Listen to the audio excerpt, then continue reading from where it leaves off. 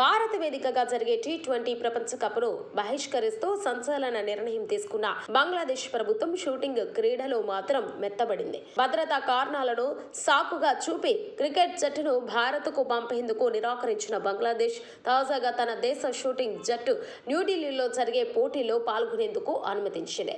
Cricket జట్టు విషయంలో చూపిన భద్రతా ఆందోళనలు షూటింగ్ జట్టుకు వర్తించవని బంగ్లాదేశ్ ప్రభుత్వం భావిస్తుంది. దీనికి ప్రధానంగా రెండు కారణాలను ఆ దేశం ఉదాహరించింది. క్రికెట్ జట్టుతో పోలిస్తే షూటింగ్ బృందంలో సభ్యుల సంఖ్య చాలా తక్కువ కాబట్టి వీరికి భద్రత కల్పించడం సులభమని బంగ్లా భావించింది.